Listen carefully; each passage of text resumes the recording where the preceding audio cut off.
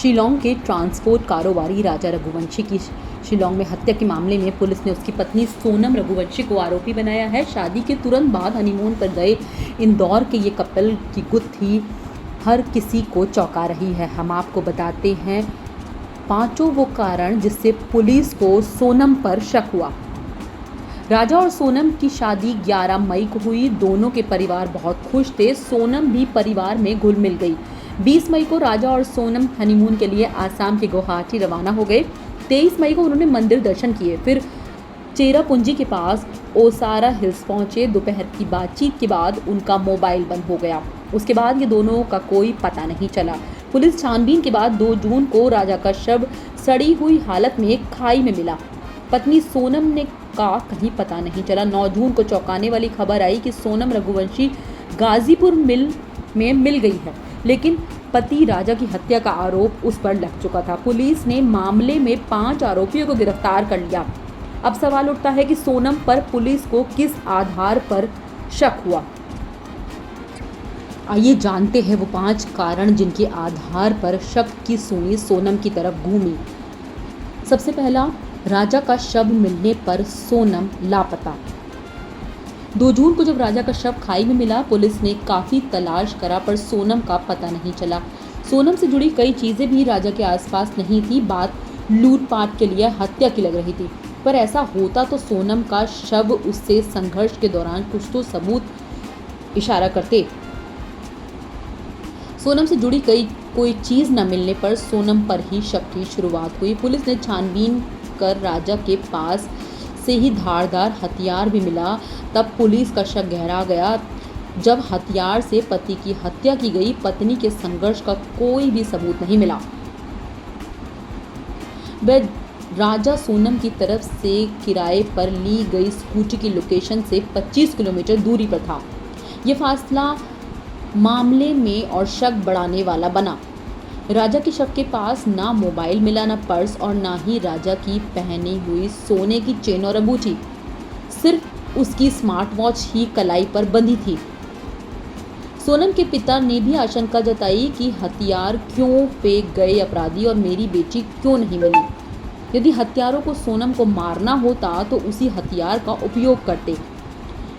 इससे पुलिस अफसरों को पता चल गया कि सोनम की हत्या नहीं हुई है, वह लापता है। उसके दोनों फ़ोन सर्विलांस पर थे, लेकिन हत्या के बाद सोनम ने दोनों फ़ोन का इस्तेमाल नहीं किया।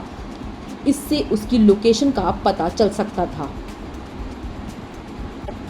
वहीं कॉल डिटेल निकालने पर शक और बढ़ा। पुलिस ने सोनम के नहीं मिलने पर अलग एंगल से जांच की। सोनम की कॉल डिटेल निकाली गई। उससे पता चला कि सोनम की शादी से पहले और बाद में घंटों तक राज कुशवाहा नाम के एक शख्स से बात होती थी। मेघालय पुलिस ने इंदौर पुलिस की मदद ली। पुलिस ने राजा के बारे में पता किया। सोनम के पिता देवी सिंह रघुवंशी की प्लाईवुड की फर्म थी। राजा यह अकाउंट संभालता था। पुलिस को पता चला 2 दिन पहले तक नौकरी पर आ रहा था, लेकिन फिर वह नहीं आया। राज की कॉल डिटेल खंगाली गई। उससे पता चला इंदौर में कुछ लोग सोनम के आसपास हैं और राजा उनके संपर्क में है। सोनम और राज की घंटों हो रही बात से आशंका जताई गई कि दोनों के बीच कुछ चल रहा है या फिर प्रेम प्रसंग वाला एंगल भी पुलिस ने खंगाला। जाने के टिकट कराए, आने के नहीं। पुलिस ने सोनम और राजा के घरवालों से पूछताछ की तो कई बातों का पता चला, तो सोनम पर शक की सुई गहराती गई। राजा की मां ने पुलिस को बताया कि राजा और सोनम के हनीमून पर जाने की बात पता चली। राजा ने इस बारे में बात की थी। जब मैंने मना किया तो उन्होंने कहा कि सोनम ने टिकट करा ली है, अब पैसे बर्बाद हो जाएंगे। इससे पता चला कि सोनम ने प्लानिंग के तहत गुवाहाटी के लिए प्लेन की टिकट बुक कराई। पुलिस ने पड़ताल की तो पता चला कि सोनम ने वापसी की टिकट नहीं कराई थी। पर्यटक गाइड के खुलासे को पुलिस ने सोनम से जोड़ा। सोनम की तलाशी के दौरान पुलिस ने होम